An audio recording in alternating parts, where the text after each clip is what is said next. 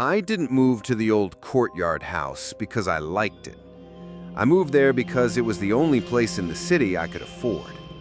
Tucked between a crumbling noodle shop and a forgotten temple, the house barely showed up on maps. The alley was so narrow that even scooters avoided it, and the mailbox was coated in dust thick enough to write in. But the ad said, "Private room in traditional heritage house. Quiet, central, affordable." Too affordable. That should have been the first warning. The landlady met me in silence. An older woman with a bun so tight it pulled her face sharp, dressed in layers of faded brown. She didn't smile, didn't ask my name, just handed me a brass key with a red string looped through it and said, "Don't open the window in your room. It's not for light, it's not for you." I blinked. "I'm sorry?" She turned and walked away, her slippers scraping against the stone floor. I never saw her again after that. The house was strange. It had once been a grand Yuan, a traditional Chinese courtyard home, symmetrical and serene, built during the early Republic era. But that was a lifetime ago.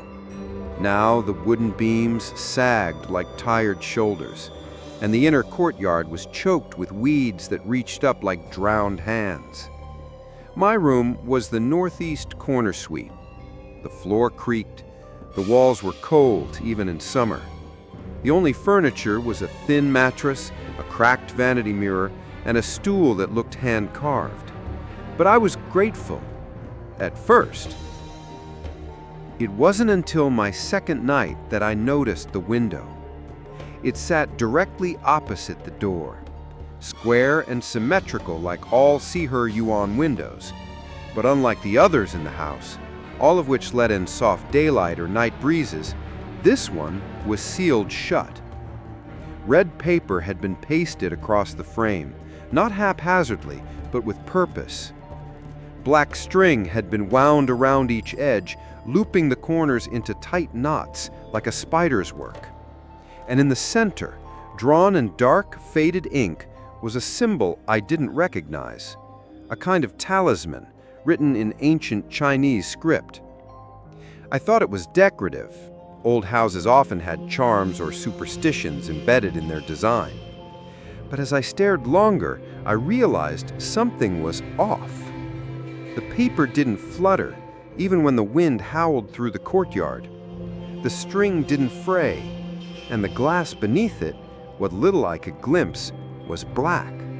Not dirty, not painted, just black. Like a mirror with nothing to reflect. I asked one of the other tenants about it a few days later. Mr. Joe lived across the courtyard and smoked constantly, his voice rough as gravel. I caught him lighting his cigarette near the koi pond one dusk and casually brought it up. "The window? Oh, that one," he exhaled. "Belonged to the widow." I frowned. "Who?" He didn't look at me, just kept staring at the water. "Before your time, long before mine. War widow, husband died. She never left the room. Sat at that window every day. Never cried, never ate. Just waited." "For what?" "Him," he said. The next morning, I noticed something new. A soft tapping sound from the window. Tap, tap, tap. At first, I thought it was the wind again, a branch, a bird, but there were no trees near my window, and the courtyard was silent. I pressed my ear to the wall. Tap, tap. Then it stopped. That night, I dreamed of her.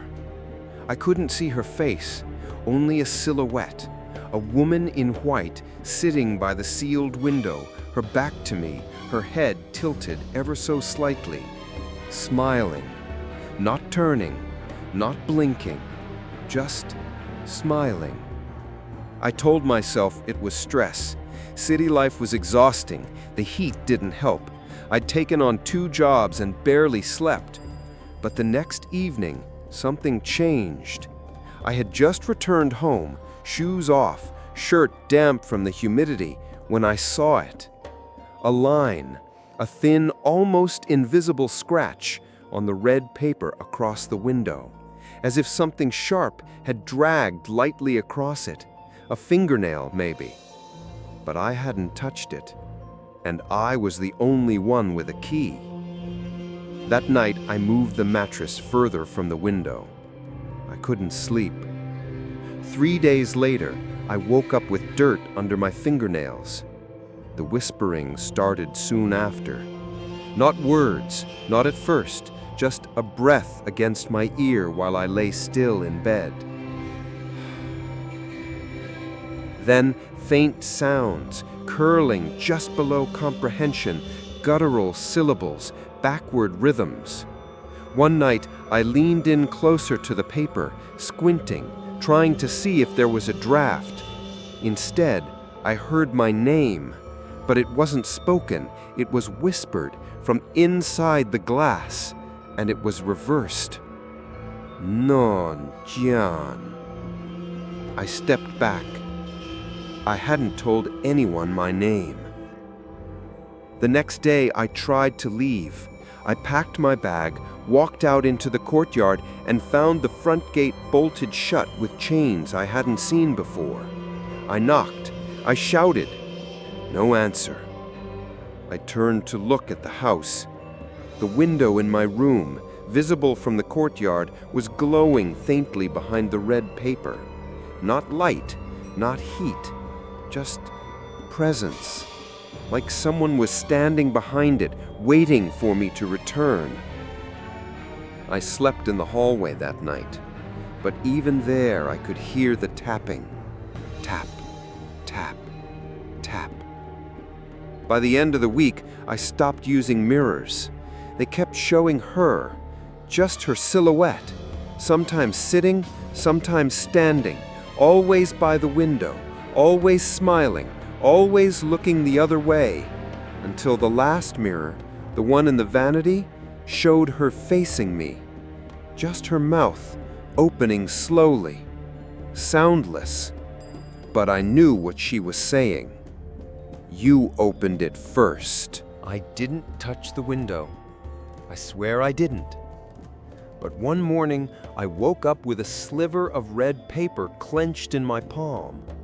It was small, barely the size of a coin, but unmistakably the same texture, the same faded hue as the seal on my window.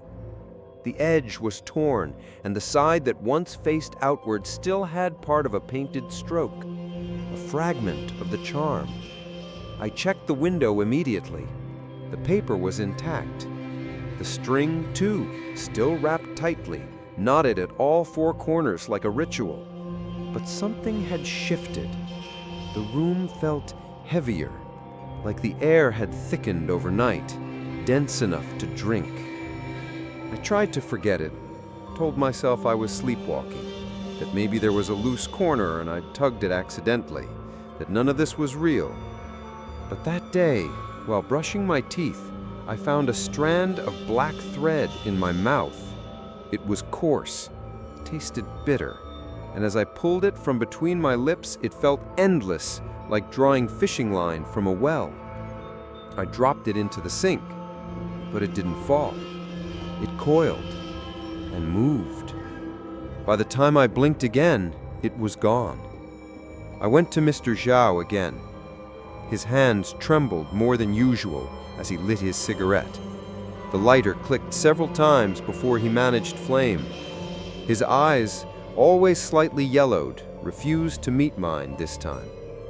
He said, "You shouldn't stay here much longer."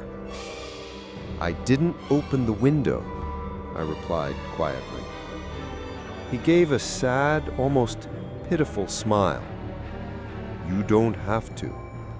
She only needs the thought." That night, I dreamed of thread. I was sitting on the floor, my legs bound at the ankles with black string, wound tight and slick with moisture. My hands were wrapped in loops, pinned to the window frame. The red paper flapped in a wind I couldn't feel. And on the other side of the glass, she stood, face obscured by a wedding veil. But she smiled. Even with no features visible, I could feel it. The smile, the hunger beneath it. I tried to speak, but my mouth was stitched shut with more black thread. She leaned forward, placed one pale hand on the glass, and whispered, "Your grief fits me well." I woke up gasping. The sheets were damp with sweat, but not mine. They smelled old, like mothballs and dried jasmine. And beneath my pillow was a knot of string, black, knotted precisely 4 times, just like the corners of the window. I began studying the seal. Each knot was tied in a pattern I'd seen in Taoist funerary rituals, not to ward off evil, but to bind it in place. This wasn't meant to protect the house from her. It was meant to trap her. The red paper wasn't random either. It was rice paper soaked in pig's blood, a traditional component in southern Chinese soul seals used to cover mirrors or doorways when someone died violently or with unresolved grief. I had seen something similar once in a village near Guilin. A mourning widow had tried to bring back her husband with a forbidden incantation. The village sealed her room before dawn. She burned inside it, without fire. The charm at the center, that was different. Most protective sigils were meant to repel. This one was meant to suppress. It didn't scream, "Stay away." It whispered, "Stay quiet." But parts of it were smudged now, faded, especially the bottom right corner where the knot had shifted slightly. The thread was unraveling by itself. I considered leaving, packing everything and finding another room, even sleeping in a train station if I had to. But each time I tried to step toward the door, a strange lethargy filled me. My limbs grew heavy, my heartbeat slowed, and a sharp, aching cold settled in my chest, as if something was pulling me back, whispering, "Just a little longer." Then came the scent. At first, faint, a mix of rain, damp silk, and funeral incense, the kind used in mountain temples where wind carries prayers no one hears. It grew stronger every night, even when the window was still sealed. I tried taping over it, hammering boards across the frame, hanging garlic, mirrors, charms. None of it helped. The smell remained, and the tapping got louder. Tap, tap, tap. No longer gentle. Now it sounded like fingernails. I stopped inviting friends over, didn't answer calls, didn't eat much, didn't sleep unless exhaustion forced me down.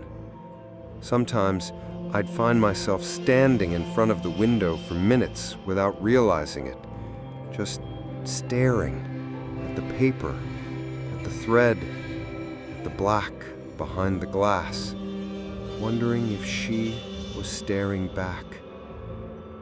One afternoon, I found a bird, a sparrow, dead outside my door. Its neck was twisted unnaturally, and its eyes were gone. Not eaten, just absent. Smooth sockets, like they'd been erased. Its feathers were wet with something thick. Red thread had been wrapped around its wings. 3 loops, one less than 4. Not a seal, a welcome.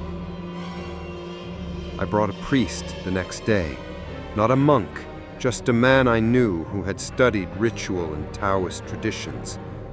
He didn't enter the room, didn't even cross the threshold.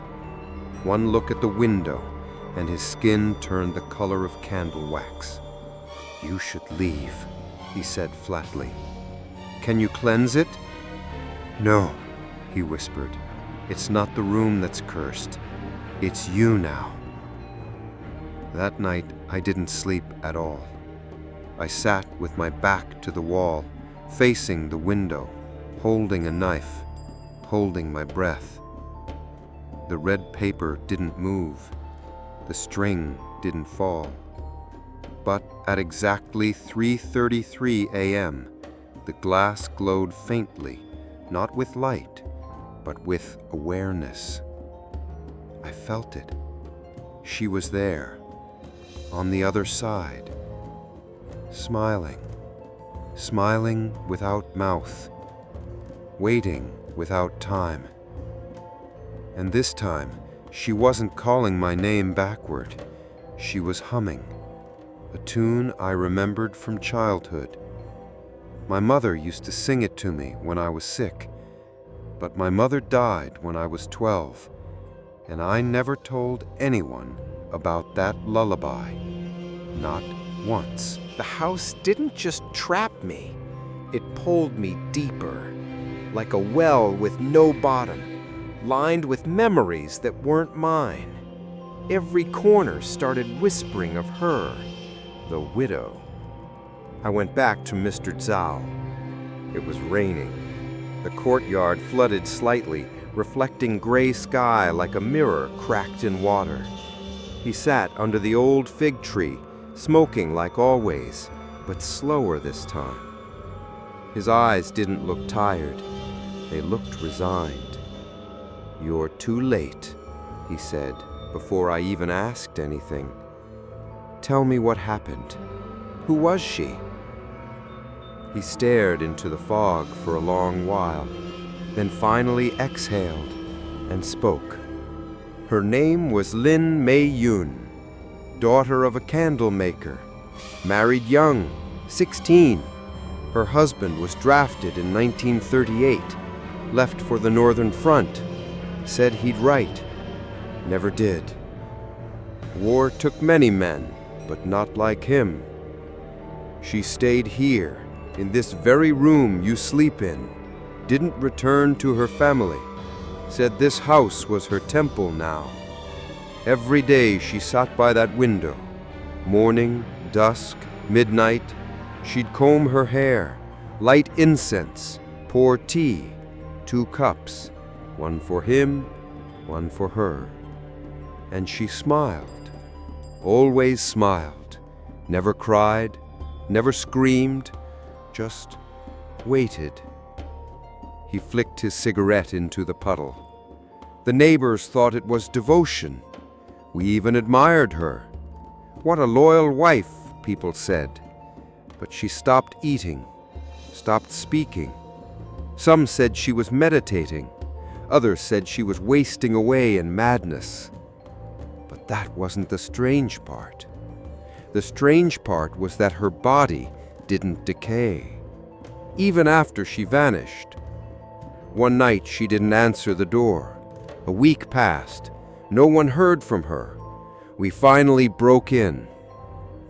The window was sealed, just like it is now, but the room behind it wasn't a room anymore, just fog. He lowered his voice, and in the middle of it, sitting perfectly still, was Mei Yun, smiling, eyes open, not breathing, not blinking, but not dead, not alive. A chill ran down my spine. What did they do? They tried to move her, couldn't. Her body was warm, but no heartbeat. Her skin wouldn't mark, no fingerprint, no pressure, just stillness. A Taoist priest was brought in, young man, brave. He said she was caught between grief and denial, that she never mourned, never let go. Her spirit hadn't moved on, so neither had her flesh. He sealed the window, tied it with grief thread, marked it with the curse of waiting, said if no one opened it, she'd stay quiet. But, he looked at me then, direct, cold.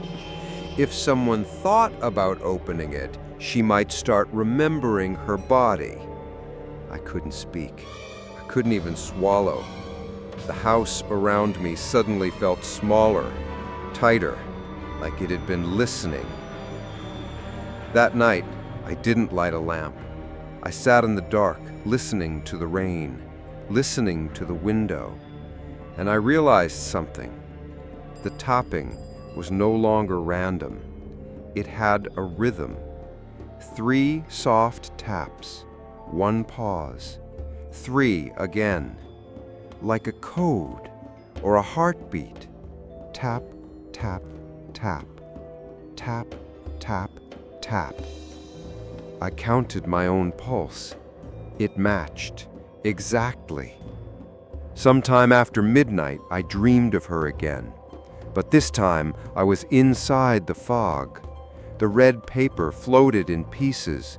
The black thread hung like vines from a ceiling that didn't exist. And in the center, she sat, brushing her hair with a comb made of bone. She turned this time. Not fully, just enough. I saw the corner of her mouth. It was sewn shut with thread, black, still smiling. When I woke, I couldn't move my arms. For nearly 3 minutes, I was paralyzed, eyes open, frozen, only able to stare at the ceiling while I felt something cold brush the side of my neck, something that felt like hair. The next day, I skipped work. I spent hours reading about grief spirits, ku gui, in old Chinese folklore. They weren't ghosts in the Western sense. They weren't the souls of the angry. They were the souls of those who refused to grieve properly, those who loved so much they denied death's finality, and in doing so became contagious, not through touch, but through longing. If you pitied them, even for a moment, you opened the window inside yourself. They didn't need to possess you. They only needed you to start waiting too. I understood now. That's what she was doing. She wasn't haunting me. She was inviting me to join her, to sit beside her, to sit in stillness, to smile without need, to forget everything except him.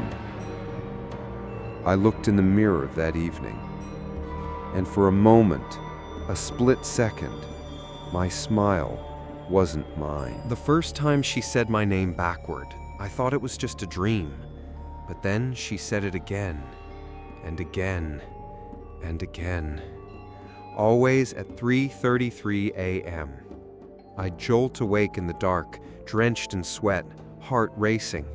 And there it would be, faint, almost affectionate, like the last breath of a dying candle. Nudge, nudge. Soft, whispered, coming from the window, and always inside my head. I stopped correcting the clocks. They were all wrong now. The wall clock ticked backward, my phone blinked at random times. The alarm would go off precisely at 3:33, even when I hadn't set it. It was as if the house, or the window, had bent time around her rhythm. Every hour belonged to her now. I wasn't living by the sun anymore. I was living by the widow's watch. I tried leaving again, tried everything. Booked a hotel, packed a bag, even wrote a goodbye note just in case I never came back.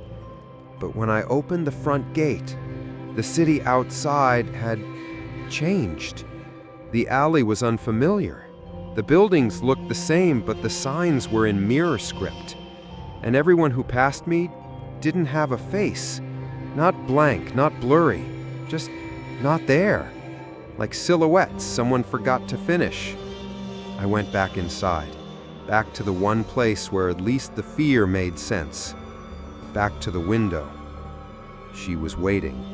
Not visibly, the seal still held, but I could feel her joy, her pull. She didn't want me to run anymore. She just wanted me to listen.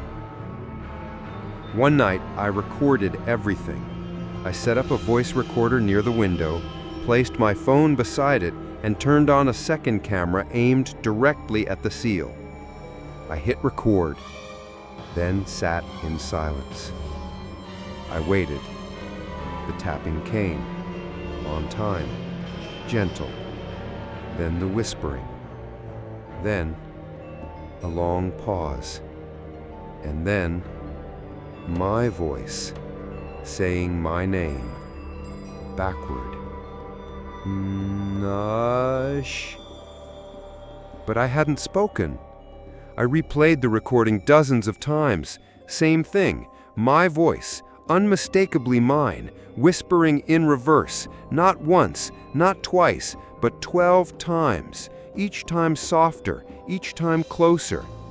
By the last one, the microphone picked up breathing, right against it, right at the seal. I smashed the recorder, tore the SIM out of my phone, unplugged the electricity, and still the voice came. Not from devices, but from the mirror. I covered it, blanketed every reflective surface in the room, but then my shadow started whispering instead. Every time I walked past a wall, the echo would hiss, "You're remembering wrong. You were always here." I began to doubt myself. Had I always lived in this room? Had I ever worked in the city? Was Mr. Zaw even real? The only thing that stayed constant was her presence, her rhythm, her smile, always just out of sight. Then I found the letter, folded neatly on my pillow. Cream paper, smelled like old perfume. Addressed to no one, just 5 words written in delicate brushstroke calligraphy. You've already started the wait. I laughed when I read it, a sharp, hollow laugh that didn't sound like me. And then I cried, the first time since it began. But I didn't cry for myself. I cried for her, for the woman who waited too long, for the soul that forgot how to move on, for the heart that clung so tightly it unraveled time. And in that moment of pity, I understood the danger. She didn't haunt out of hatred. She haunted from grief. But grief, when stretched too far, becomes hunger. A hunger that needs company. Not to attack, not to devour, but to sit beside her, to wait, to smile, to forget. At exactly 3:33 that night, I stood in front of the window, red paper intact, black string taut, and still I felt it, the pull, the invitation, and a sound I hadn't heard before. Not tapping, not whispering, but scratching from inside the glass, like nails across a coffin lid, growing louder, faster, urgent, like she wasn't calling anymore, she was coming. I pressed my hand against the red paper. It was warm, and from the other side, something pressed back. 5 fingers, exactly where mine were, matching me, like a mirror, like a memory. And then I heard it, not in my ears, but inside my spine. The world behind this window doesn't need time, only company. I tore my hand away, ran into the courtyard, collapsed beside the koi pond, gasping. Above me, the clouds moved backward, the moon flickered like a candle in wind, and the stars rearranged into a name, mine, but written in reverse. I stopped seeing the window as part of the room. It wasn't. It never was. It wasn't even a window. It was a wound, a rupture. And now it was bleeding darkness. At first it was subtle, a faint shadow creeping along the edges of the glass, beneath the red paper and the thread, like smoke rising inside the pane, like a memory blackening from within. Then it spread. The darkness deepened every night. What used to be cloudy became opaque. What used to be dull became absorbing. Not reflective, not painted, just pure black, the kind that eats light. Soon, even the seal itself grew dim. The red paper looked rusted. The black thread turned stiff, brittle. And the charm at the center? It cracked, silently, in half. No sound, no tremble, just fracture. Like something behind it had exhaled for the first time in decades. I stayed up every night now, not because I was brave, because I was terrified of what might happen if I didn't. If I slept, I might wake up elsewhere, or never wake at all. The air grew colder, not normal cold, funeral cold, a temperature that didn't drop from weather, but from memory, from grief, from something that once lived and no longer accepted that it didn't. I could see my breath inside the room now, even in summer, and with it came fog. At first, just mist on the floor, then a swirling haze beneath the door. Then one night, a thin wisp leaked from beneath the window sill, curled like a finger, and vanished when I blinked. I spoke to the landlady. I hadn't seen her since the day I moved in. She didn't look surprised when I knocked on her door, didn't ask how I'd been. She simply opened it halfway and stared. "The thread is breaking," I said. "I know," she replied. "You didn't tell me what she was. You didn't ask. How do I stop her?" She hesitated, then whispered, as if remembering something old. "You can't stop a woman who believes she's still waiting for love." She began to shut the door. I caught it with my hand. "Was she your family?" Her eyes met mine, hard, ancient, exhausted. "She was my grandmother. She cursed this house with her love." And then the door closed. I never saw her again. I found a journal in my room the next day. I hadn't written it, but the handwriting was mine. Pages torn, filled with entries I didn't remember writing. Some just single lines. "She waits for the face you won't admit is yours. When the mirror smiles, don't answer. She only needs a name to follow." And one, written repeatedly over an entire page. "The window isn't in the wall, it's in me." I tried to break the glass. I don't know what came over me. Rage, fear, desperation. But I grabbed the stool and hurled it at the window. The seal didn't flinch. The paper didn't tear. But the wall screamed. Not aloud, in my skull. A sound like bones cracking underwater. I collapsed. When I opened my eyes, the stool was gone. Just gone. As if it had been swallowed. The next morning, I found it inside the mirror, reflected perfectly, propped beneath the window. But in the room itself, it wasn't there. Reality had begun to split.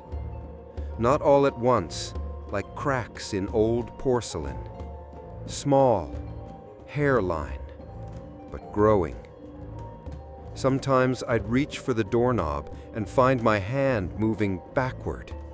Sometimes my reflection would lag behind me, smiling slightly when I wasn't.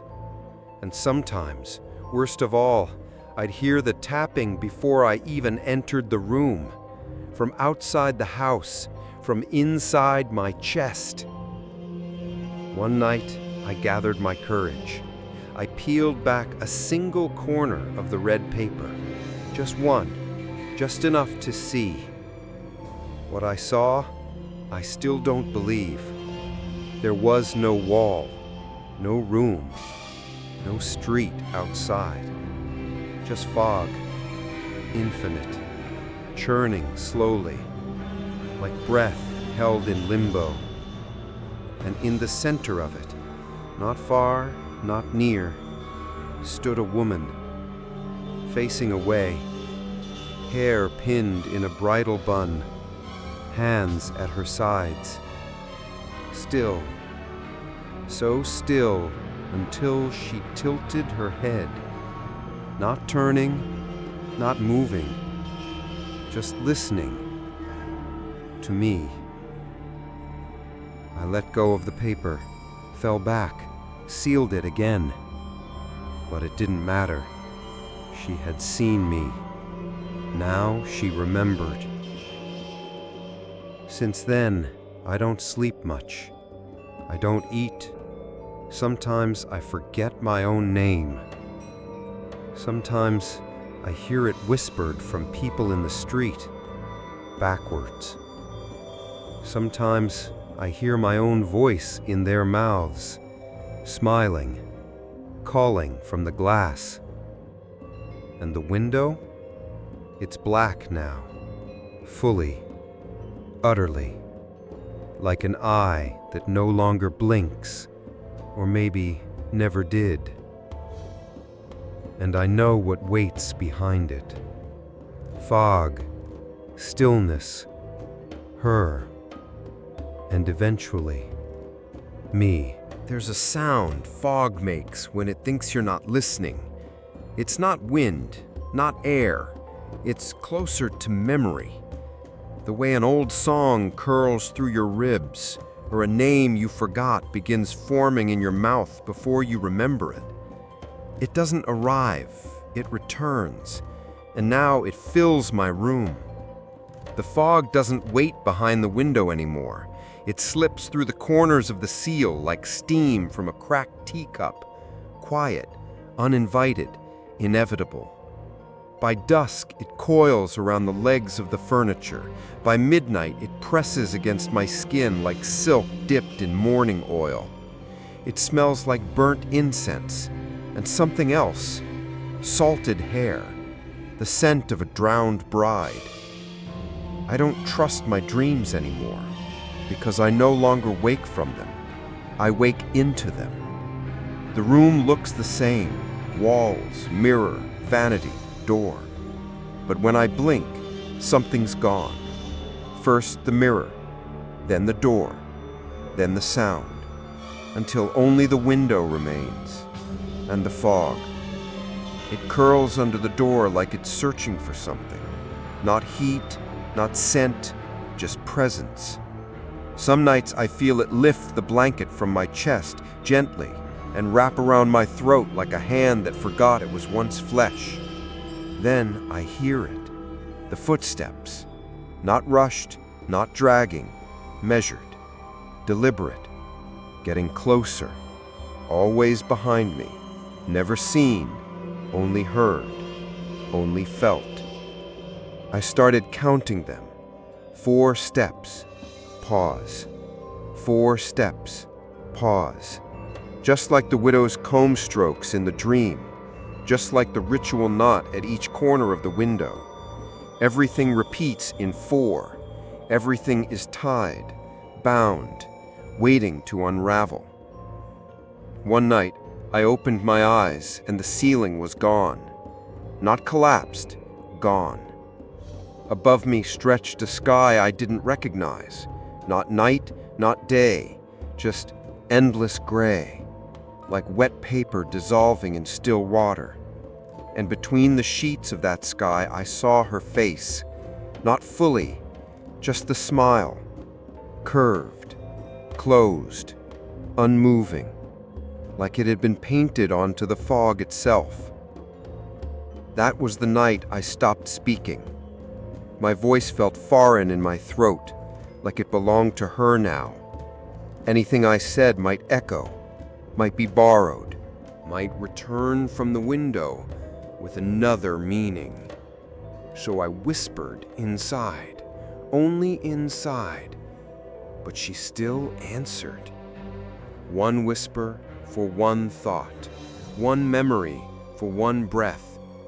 She began to tell me things I'd never told anyone. My childhood nightmares, the name of the boy I buried in guilt, the letter I wrote but never sent to my mother. And every time her voice curled through the fog, I remember what you forget. I wait for what you hide. We are the same shape now. I found an old photograph tucked behind the vanity mirror, faded, torn, but I recognized the room, my room. Same window, same string, and a young man sitting beneath it, eyes hollow, smile small. On the back, written in smudged ink, Tenant number 4, stayed 33 nights. I counted mine, 32. The fog grew heavier after that. It hung in the air even when I opened the door, even in the courtyard, even in my mind. I started forgetting how long I'd been here, what day it was, whether I had eaten, whether I was still real. Sometimes I'd wake up standing by the window, hand pressed to the black glass, smiling. And one night, I heard the footsteps begin inside the room. No more hallway, no more distance. They started from the corner, moved behind the vanity, paused, then closer, each step sounding like wet silk being wrung out. I held my breath, didn't move, didn't blink, and then I heard her voice, inches from my ear. There's no wall anymore. I turned. The room was gone. There were no walls, no floor, no ceiling, just fog. And her. She stood barefoot on nothing, hair perfectly pinned, dress soaked to the hem, hands clasped in front of her chest, still like a portrait painted by grief. She looked at me, not through me, at me, eyes filled with recognition, like I was the one who'd been gone too long. And she smiled, not menacingly, not cruelly, but welcoming, as if saying, "You finally made it." I tried to run, but the fog held my legs, soft, firm, like regret. And the voice came again. "You've waited long enough, haven't you?" I screamed then, I think, but no sound came out, only thread, black, unraveling from my mouth, one loop at a time. I don't remember when I stopped answering to my name. It didn't sound right anymore, like a coat that no longer fit, like someone else's breath caught in my throat.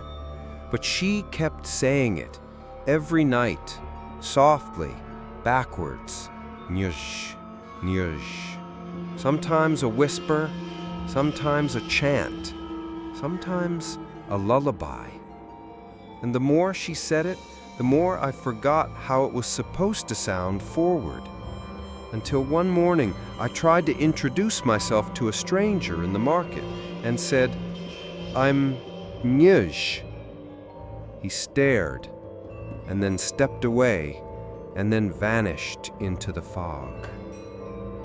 I stopped going outside after that.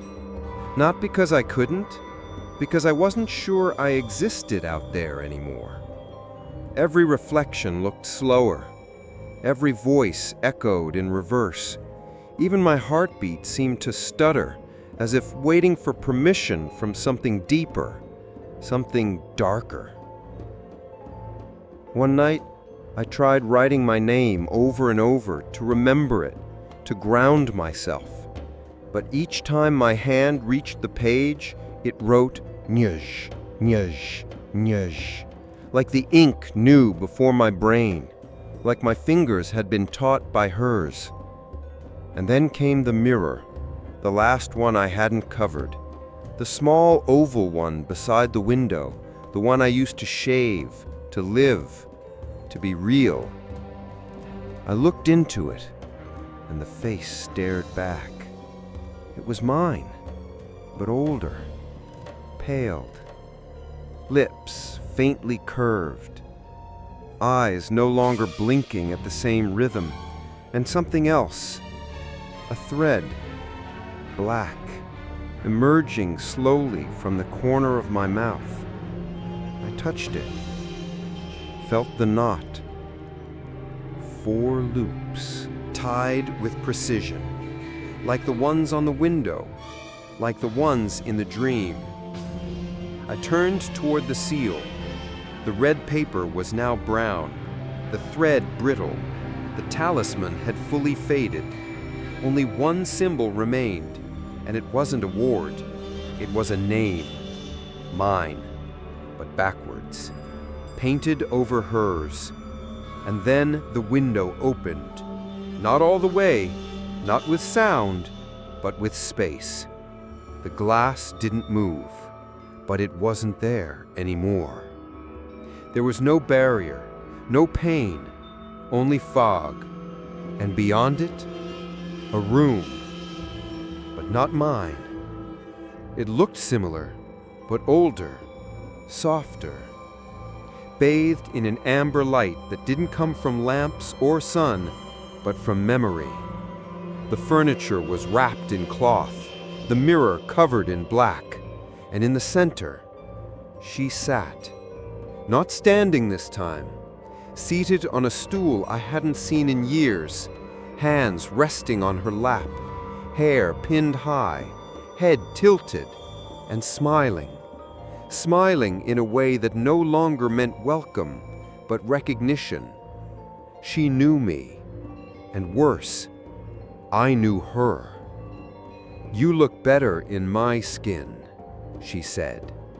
"I waited so long to wear yours." I stepped back, but the room didn't follow. It stayed, hung in the fog like a photograph not yet burned, and in the mirror beside me, I saw her. Not next to me, not behind me, but in place of me. My movements were hers, her smile, mine. But her eyes blinked when mine didn't. I shattered the mirror, screamed, but my voice sounded wrong, too soft, too calm, like a whisper caught in lace. And then I heard the door open behind me, the one I had locked, the one I had bolted. And from the hallway came a familiar voice. "Excuse me, I'm the new tenant. Is this room 4? I didn't answer him. The new tenant. I couldn't, because I wasn't sure I was still the one meant to speak. He knocked again. "Hello? Room 4? I stood in silence, inches from the window. Behind me, footsteps shuffled closer. Shoes too clean for this hallway. Voice too casual for this house. "Sorry, the landlord said this one's available now. Door was unlocked." He pushed it open. The hinges didn't creak, they sighed. And when he stepped inside, everything stopped. No more tapping, no more fog, no more whispers. Even the air held its breath. The tenant looked around, confused.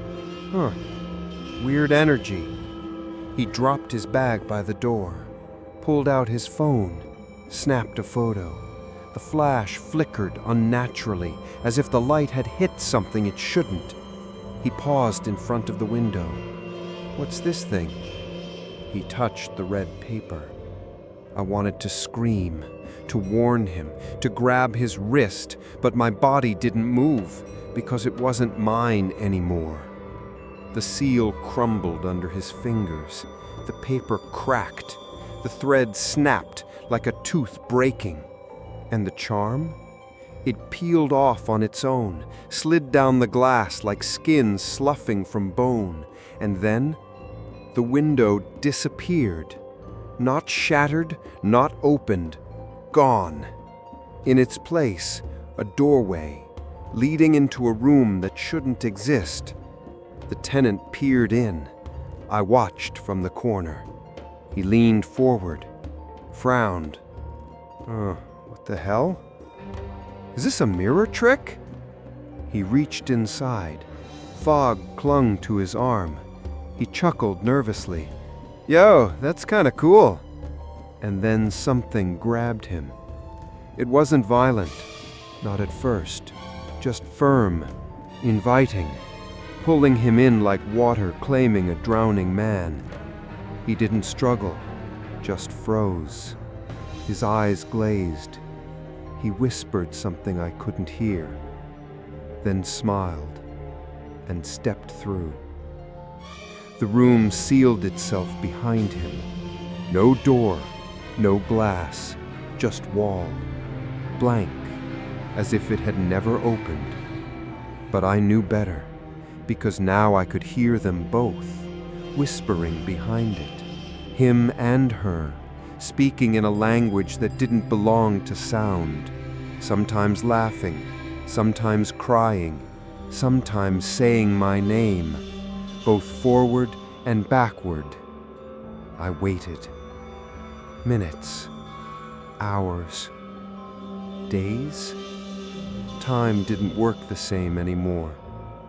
I watched the seal grow back slowly, red paper unfolding like a scab, black thread weaving itself strand by strand, the charm painting itself in reverse.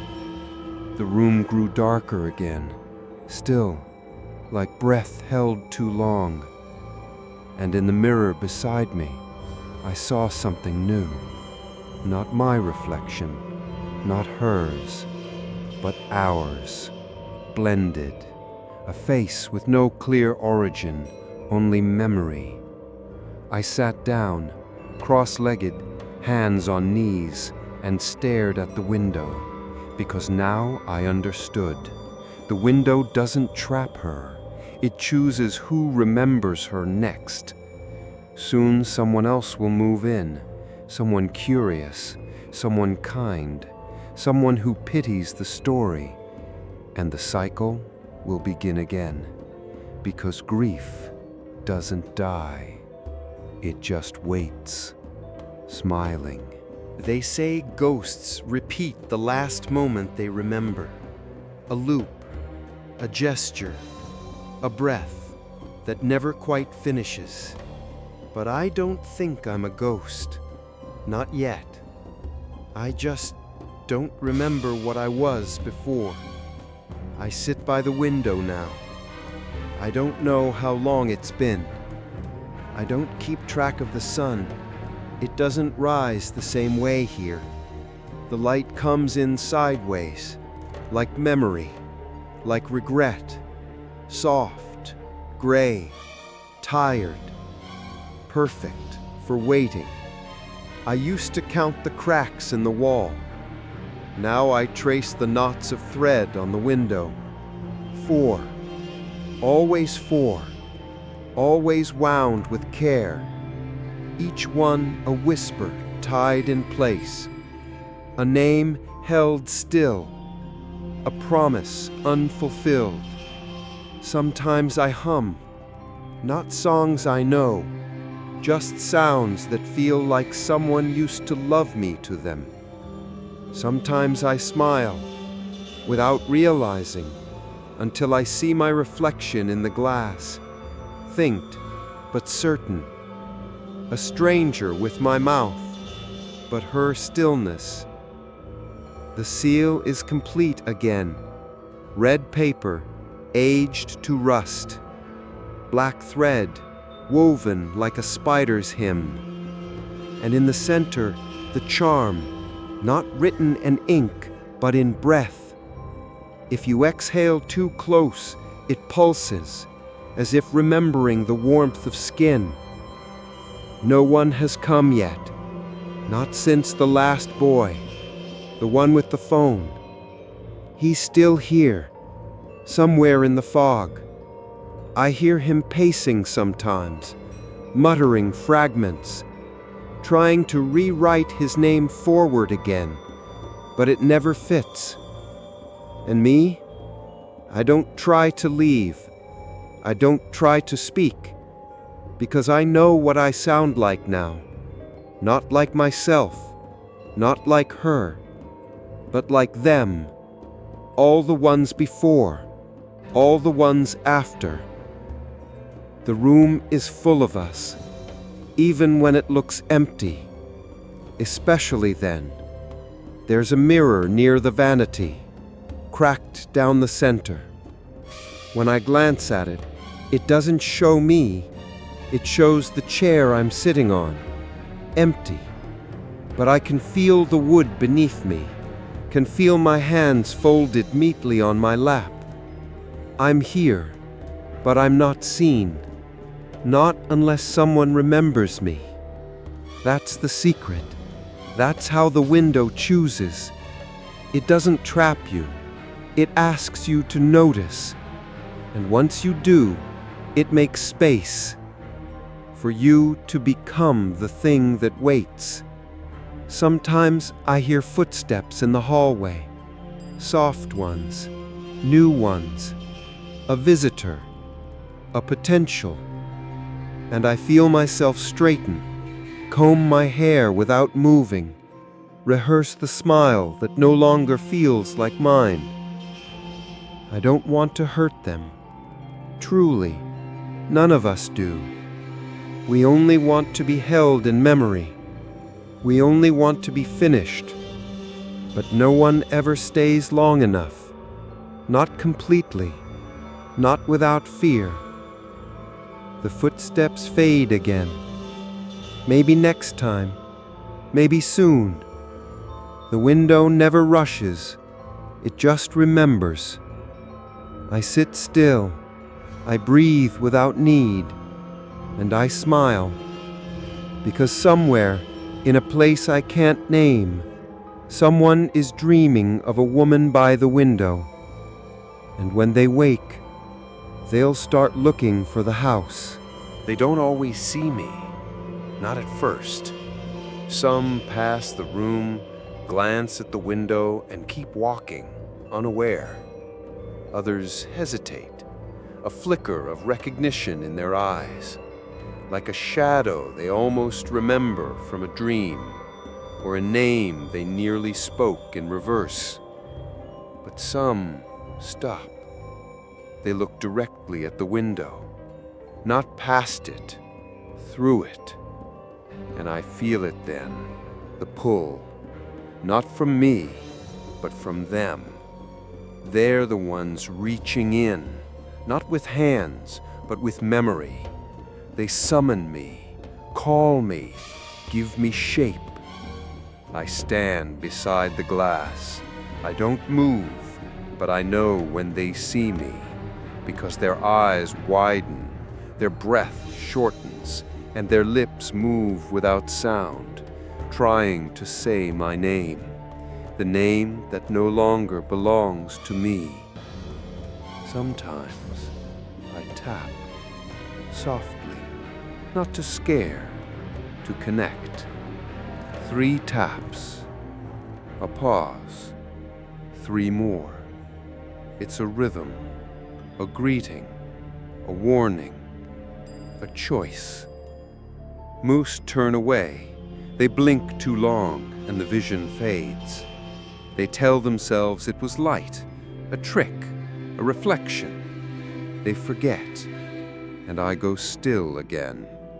But sometimes, one doesn't blink.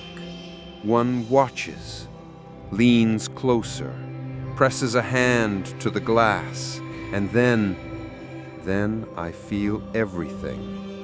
Their loneliness, their hunger, their fear that they too might vanish without ever being understood.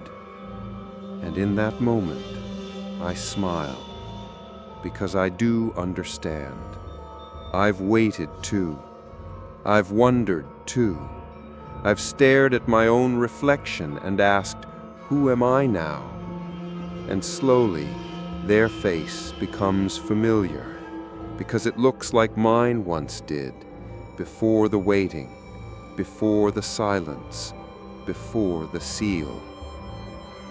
I remember what it's like to be on that side of the window, to reach toward the glass, unsure if it will reflect or receive, to hear a whisper and not know if it came from outside or within, to mistake a curse for a calling.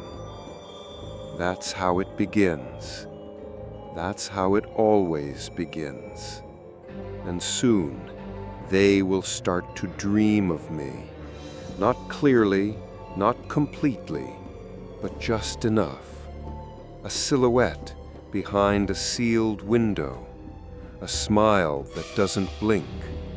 A name said backward in the dark. And then they'll look for this house. They'll think they found it. But no, the house always finds them. I don't need to move. I don't need to speak. I am always here, next to the glass, waiting. So if you ever pass an old building and a window is sealed with red paper and thread, don't look too long. Don't ask why it's there.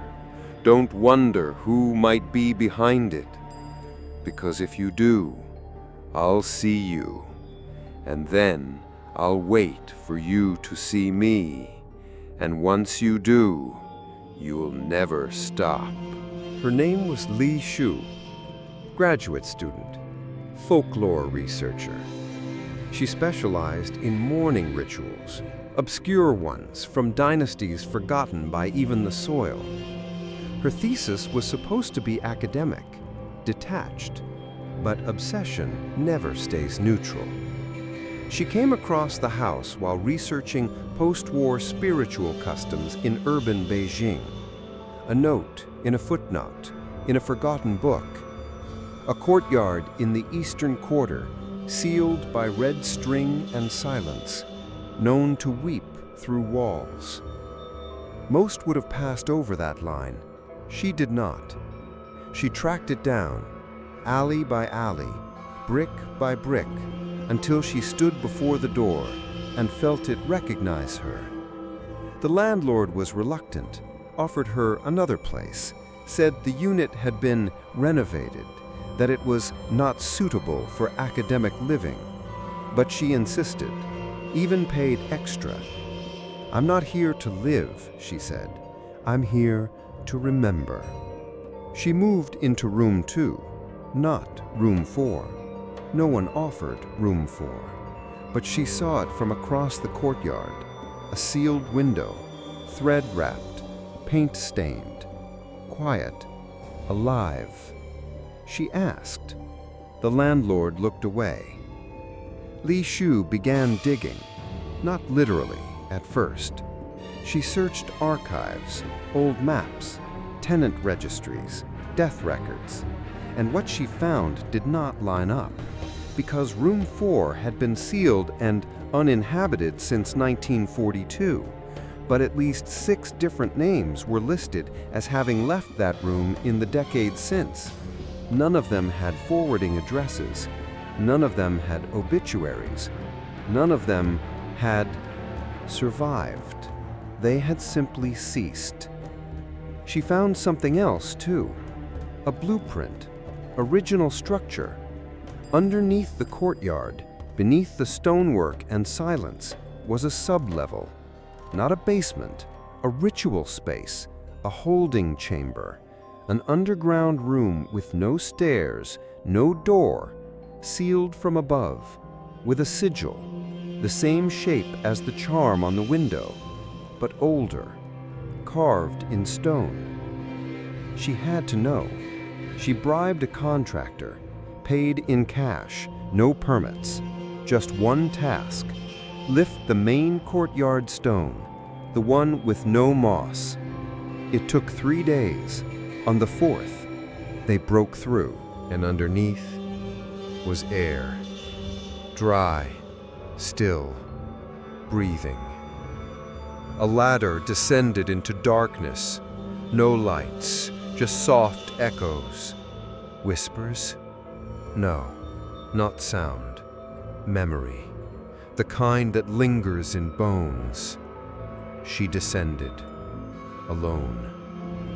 The room below was circular, domed, stone-lined, and covered in writing. Not modern, not ancient. Something in between, like sorrow etched by forgetting itself. In the center sat a stone basin, dry, empty, but stained with something too dark to be water. And inside the basin, teeth, dozens, tiny, all molars, each inscribed with a name. Li Xiu took photos, cataloged each tooth, recognized some of the names: tenant number 2, tenant number 6, tenant number 4. Then she found the wall. It wasn't visible at first, but when she leaned in close, candle trembling, she saw them. Faces, pressed into the stone, as if someone had screamed against wet clay. Mouths open, eyes shut, still screaming. She touched one. It felt warm. And then came the whisper, right behind her ear. You're not the first to want truth. You're just the next to forget it. She turned. No one, only fog rising from the basin, swallowing the teeth, erasing the ink. And above, the stone began to slide closed again, the ritual seal, reforming, reclaiming. She climbed, just in time, but something followed. Back in her room, she tried to write, tried to document what she saw, but the words unraveled. Each sentence reversed itself, each name respelled in mirrored ink, until all she had left was a single line. The window was never hers, it was theirs. She checked the courtyard again. Room 4's window now had 2 figures behind it. One tall, one small, one known, one new. Both smiling, neither blinking.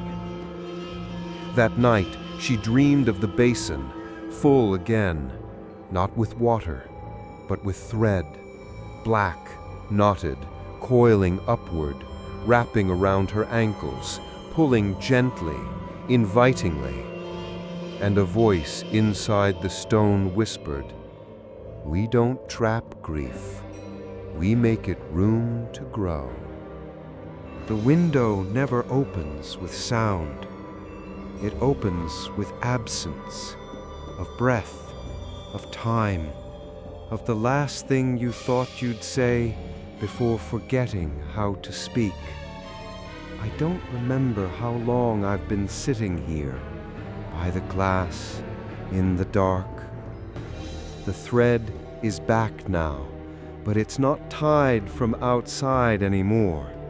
It winds through my chest, around my wrists, across my tongue, looping me gently in place, like someone sewing shut a wound that never bled, only whispered.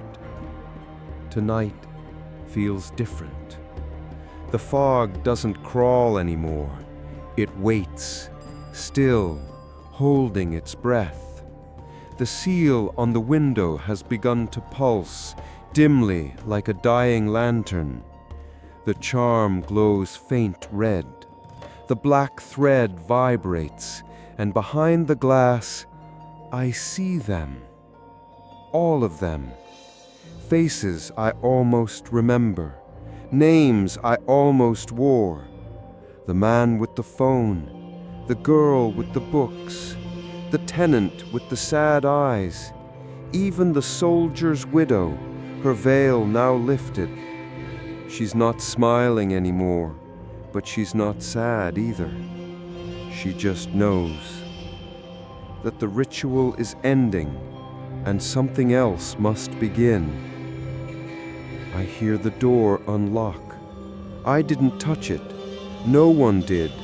But the bolt slides open like it's answering a question the house already asked. And footsteps return. Not new, familiar. Mine? No. Hers. She enters, not from the hallway, from the window, through it, becoming it. She doesn't walk, she unfolds, like a forgotten letter written in thread and grief. Her eyes are mirrors now, and they reflect only what you've tried to hide. She stands before me. We don't speak. Words are too small now. Only breath passes between us. Slow, warm, final. She lifts her hand, and I lift mine. Not in imitation, in unison, like puppets remembering they were once fingers. She leans forward, presses her forehead to mine, and I feel the seal melt. Not the one on the window, the one inside my spine, the one that kept me outside the ritual. Now I am inside it. I see the truth.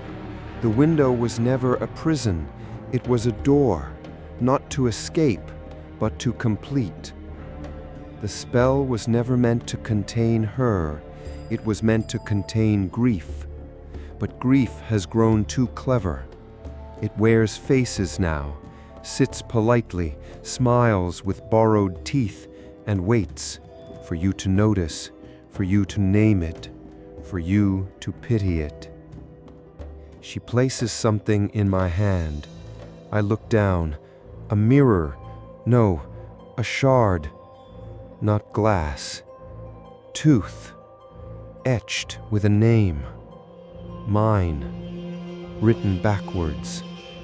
She steps back, into the window, and this time I follow. Not because I'm pulled, because I belong, because I always did, because I was never here to observe. I was always the final knot, the last loop, the closing breath of a spell left open too long. The glass seals behind us, red paper folds across, thread tightens, charm completes. And now, in the courtyard below, a new tenant arrives. He looks up, squints, smiles. Weird window. Kind of beautiful. And somewhere inside, I begin to smile too. Because the ritual has no ending, only rolls. And it's his turn now. It's always the smile they remember. Not the thread, not the fog, not the name whispered backward. Just the smile. The kind that doesn't ask for forgiveness or permission. The kind that waits. I've forgotten my own, but they haven't. They describe it to each other in hushed tunes, online forums, late-night phone calls, whispers on stairwells. I saw a woman behind the window. She wasn't moving, but she was smiling. It didn't feel evil, just patient. And they always say the same thing after. I can't stop thinking about her. And that's when I know I've found the next one. The courtyard house still stands. Of course it does. Places like this are protected not by brick or deed, but by memory. And no one forgets pain that feels like love. The landlord changes but never leaves. The rent stays low. The warnings stay vague. Don't open that window. It's sealed for a reason. You'll be fine. Just don't look too long. But they always look. Just once. Just long enough. And that's all it takes. A moment of curiosity. A flicker of recognition. The echo of a loss they never processed. And the smile calls to them. Not mine, hers. The original, the widow, the first. She still sits inside me, or maybe I sit inside her. We don't speak, we don't need to. We wait, we remember. We wear the smile like a veil, like a question you're too afraid to ask out loud. The new tenant is a girl this time, young, soft steps, anxious eyes. She doesn't know what she's searching for, only that something brought her here. She stares at the window from the courtyard, twice, 3 times. On the 4th, she lingers. Her fingers twitch, her lips move. Not quite a word, not yet, just the shape of one, the ghost of a name. I feel her before she touches the door. I feel her doubt, and doubt is always the first thread. Inside the room, I shift, not visibly, not physically, just spiritually. I adjust the smile, polish the silence, and prepare the space, not to haunt, to receive. She enters slowly, no fear, only ache, the kind of ache people carry in their bones when they've been grieving so long they forgot what they lost. She drops her bag, sits on the edge of the bed, and turns toward me. I don't tap, I don't whisper. She's already listening, even without sound. She sees the red paper, the black thread, the faded charm, and in the center of the glass, though she'll never admit it, she sees me, or maybe herself. That's how it works. We don't pull you in. You offer yourself. You remember too much, or not enough, and the window makes room. She gets up, walks toward the seal. Her breath fogs the glass. Her reflection doesn't follow. She places her palm gently on the paper, and I feel the warmth, not of skin, of memory. And I smile, soft, painless, welcoming, because I know what she'll do next. Not today, not tomorrow, but eventually, she'll peel back a corner and find not a room, but a fog that already knows her name. The house is quiet again. The courtyard is swept. The koi pond still reflects the clouds, though sometimes the ripples move before the wind does. Room 4 is locked. No one knocks. No one is invited. No one ever leaves. The girl is gone. Not missing, not dead, just no longer searching. Her bed is made.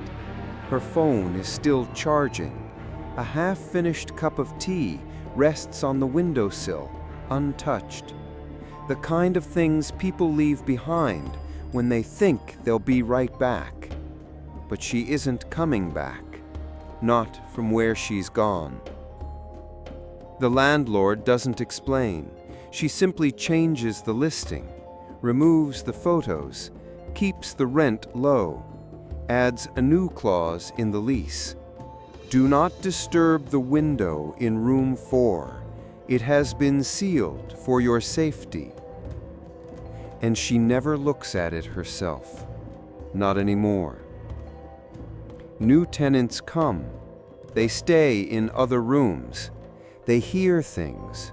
Not footsteps, not whispers. Something deeper. Like someone humming in their own memory. Like a lullaby they don't remember learning. Sometimes they dream of fog.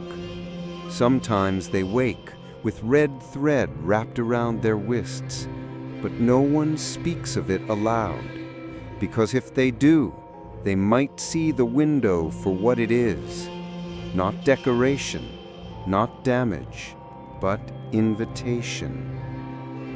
There are stories now, urban legends, ghost tours that mention a smiling woman in a sealed house, blog posts about a mirror with no reflection. People take photos of the building from the outside. Some catch something in the window. Most don't. But those who do never post it. They keep it on their phone like a secret bruise. Some delete it in the middle of the night, too afraid to scroll back. Others stare at it for hours until the shape in the glass begins to change. You might walk past it one day, down a quiet alley, between a noodle shop and a temple no one prays at anymore. You might notice the stone steps, the red paper, the silence. You might feel a twinge in your chest, like grief you never processed, like someone just called your name without speaking. And maybe you'll look up. The window will be there, closed, sealed, still. But if you pause, if you look too long, you might see her. Just a hint, a silhouette, a smile. Not threatening, not pleading, just waiting. And when you turn away, because of course you will, you'll feel something strange. Not fear, not cold, but recognition. Like the window didn't show you her, it showed you yourself.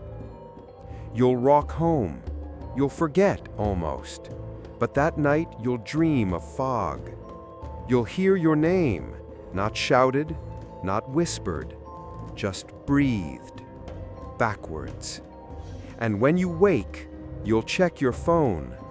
The photo's still there, but now the figure in the window is closer, clearer, smiling. And the caption below it, the one you don't remember typing, will say, "She's still waiting."